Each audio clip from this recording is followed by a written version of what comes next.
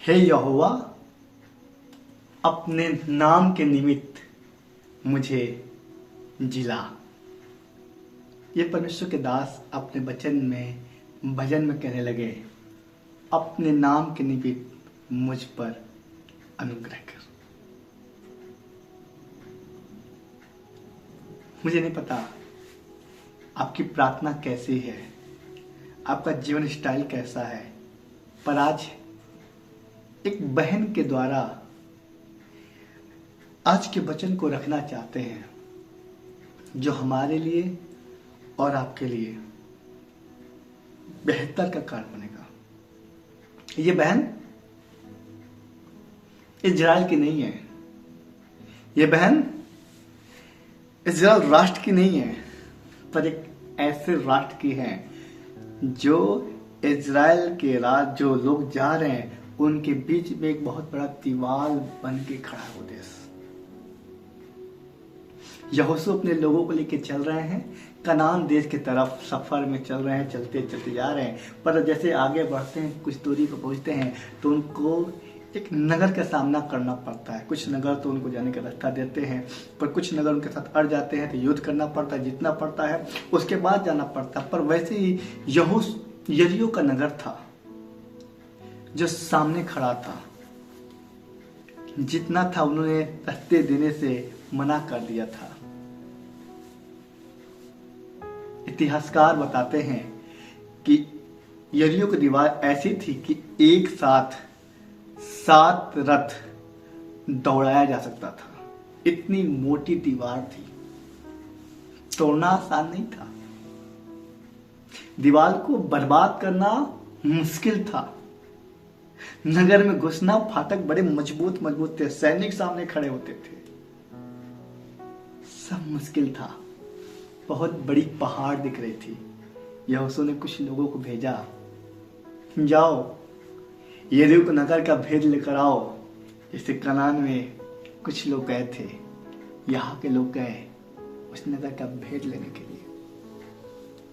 और वो लोग एक औरत के घर पे ठहरे जिसका नाम रहाब था। और उसने जैसे ही देखा, उन लोगों को सुना, तो वो जान गई कि ये देश अब इजराइल के लोग जीत लिए हैं, क्योंकि उसने सुना था कि कैसे परमेश्वर ने इन लोगों को मिस्र से निकाला है, किन किन परिस्थितियों से परमेश्वर ने इनको छुड़ाया है, और कैसे उसने मिस्र के लोगों को दंड दिया है, कैसे उसने समुद्र को 2 भाग कर दिया है, कैसे उसने रास्ते में आने वाले हर एक देश के लोगों को हरवाया है।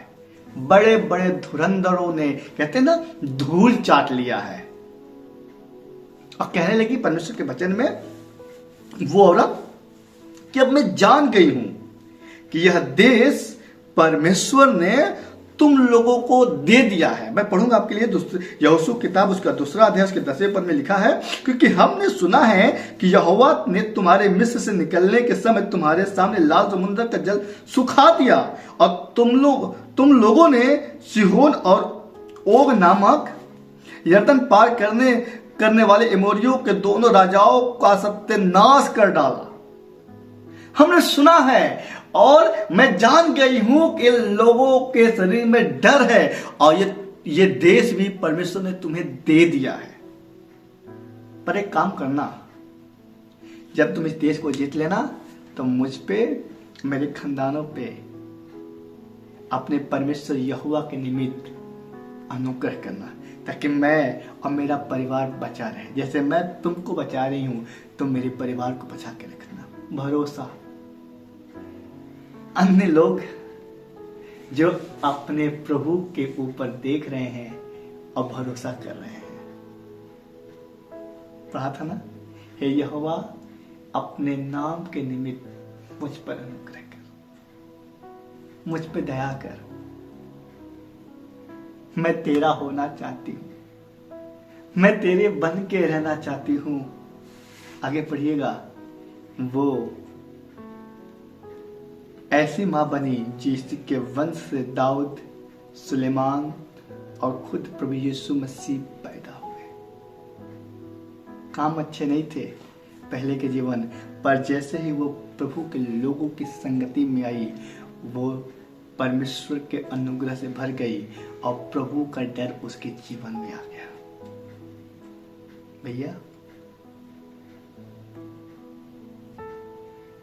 आप किसके साथ उठते बैठते हो, किसके साथ रहते हो? अगर आप प्रभु के हो तो प्रभु के नाम को आप प्रकट करते हो। आपके बैठने, उठने, लेटने से लोग परमेश्वर को जानते हैं। वो बहन जो प्रभु को नहीं जानती, सिर्फ सुना था और सुनने के द्वारा वो परमेश्वर के नाम को जान गई। अगर आज आपको बता रहे हैं ना, अगर आप सुन के विश्वास करते हैं, आप और आपका घराना बचाया जाएगा। जो बहुत बड़ी दीवार थी, बहुत बड़ा मुश्किल था, परमेश्वर के लोगों ने जैसे परमेश्वर ने आज्ञा दिया था वैसे किया। 7 दिन 7 चक्कर लगाए और 7वें दिन 7 बार चक्कर लगाए। वो जो दीवार बहुत बड़ी थी गिर गई। और लोगों ने कहा था अपने घर के सभी लोगों को अपने घर में बुला के रखना और अपने खिड़की पे लाल फीते से बांध के रखना, ताकि जब हम लोग मारने निकलेंगे, जब संग्राम होगा, जब युद्ध होगा, तो सबका खत्म करेंगे और लाल धागे को देख के वो सैनिक तुझे और तेरे घरानों को छोड़ देंगे। कहता हूं, वो परमेश्वर एक लाल चिन्ह दिया है ताकि हम और आप अंत के दिन में बच के रहें।